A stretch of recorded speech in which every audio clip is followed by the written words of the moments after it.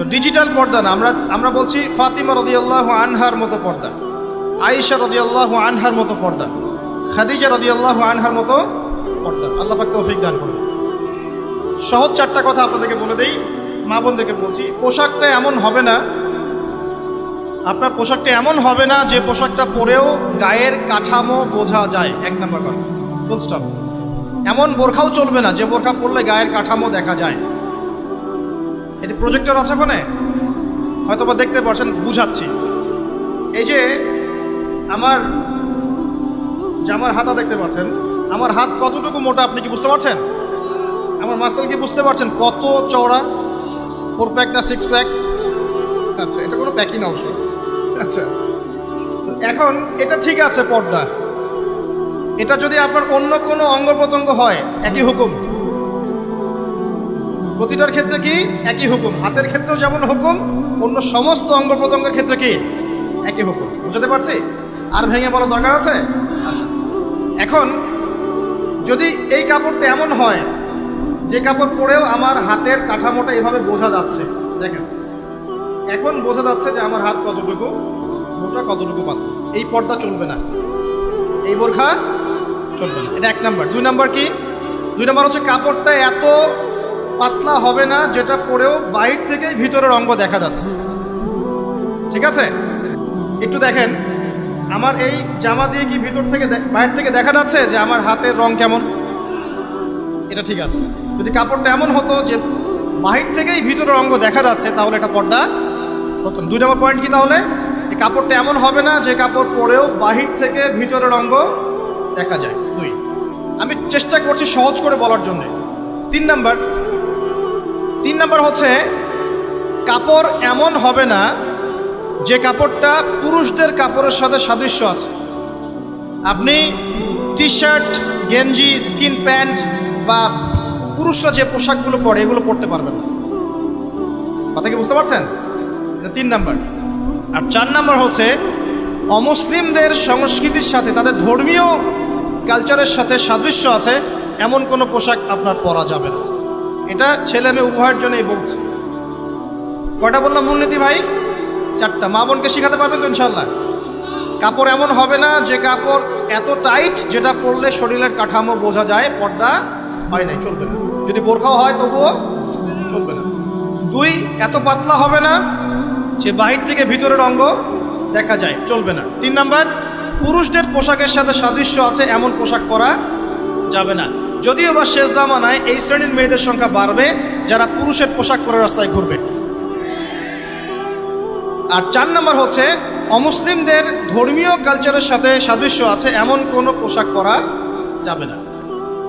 3 নাম্বারটার ক্ষেত্রে একটা কথা বলে দেই যে নবী সাল্লাল্লাহু আলাইহি ওয়াসাল্লাম বলেছেন শেষ জামানায় এক শ্রেণীর মেয়ে বের হবে।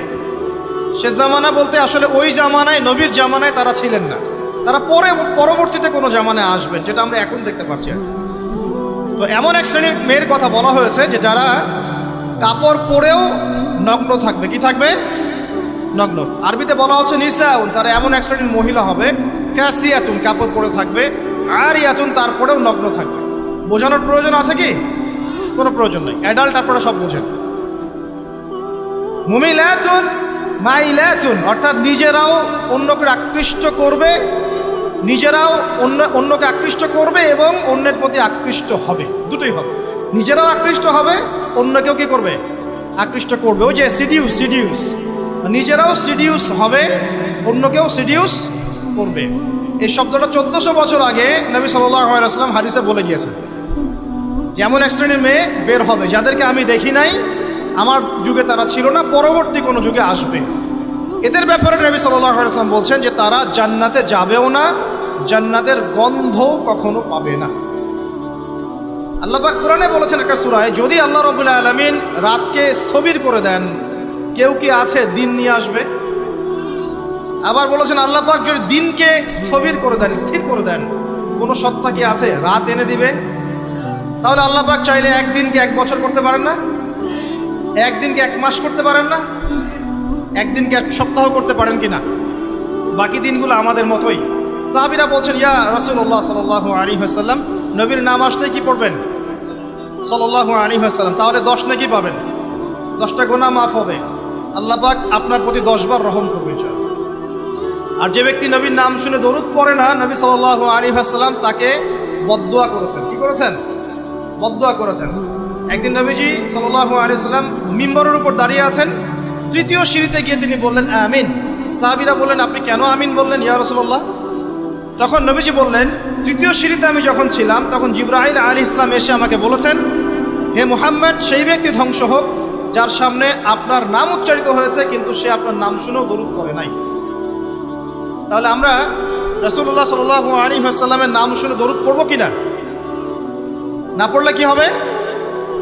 না পড়লে রাসূল সাল্লাল্লাহু আলাইহি ওয়াসাল্লামের বদদুয়া পেতে হবে। আচ্ছা, একটা প্রশ্ন এখানে থ্রো করে সামনে যাই, যে যদি রাসূল সাল্লাল্লাহু আলাইহি ওয়াসাল্লামের নাম শুনে দরুদ না পড়লেই এই শাস্তি হয়, অভিশাপ পেতে হয়, তাহলে আমরা যারা সারা জীবন রাসূলের সুন্নতের খেলাফ চললাম তাদের কি হবে বলেন? শুধু রাসূলের নাম শুনে যদি কেউ দরুদ না পড়ে তাহলেই রাসূল সাল্লাল্লাহু আলাইহি ওয়াসাল্লাম বলছেন সে ধ্বংস হোক। তাহলে যে ব্যক্তি সারা জীবন, আমরা এখন দাড়ি রাখতে পারলাম না, সুন্নতি লেবাস চিনলাম না, টাকটুর উপরে কাপড় ওঠাতে পারলাম না, আমরা রাসূলের মতো সুন্নত পদ্ধতিতে নামাজ পড়তে পারলাম না, কোরআন তেলাওয়াত করা শিখলাম না, তাসবিহ তাহলিল করতে পারলাম না, পর্দা করলাম না, রাসূলের আদর্শ নিজের ভিতরে ধারণ করলাম না, পরিবারে রাসূলের আদর্শ প্রতিষ্ঠা করলাম না, সমাজে প্রতিষ্ঠার কোনো চেষ্টা করলাম না, রাষ্ট্রে প্রতিষ্ঠার কোনো চেষ্টা করলাম না, আমাদের কি হবে? এটা বোঝার জন্য কি পিএইচডি ডিগ্রি করার দরকার আছে? বুঝতে পারছি না কি হবে। যেমন একটা আয়াত আছে কোরআনে, সূরা বাকারার 279 থেকে 84 পর্যন্ত দেখবেন। একটা আয়াতে আল্লাহ পাক বলছেন, ইয়া আইয়ুহাল্লাযীনা আমানু, হে মুমিনগণ। মুমিন কারা? আমরা তো মুমিন নাকি? মুমিন কারা? কি আমরা মুমিন না? কনফিউশন আছে?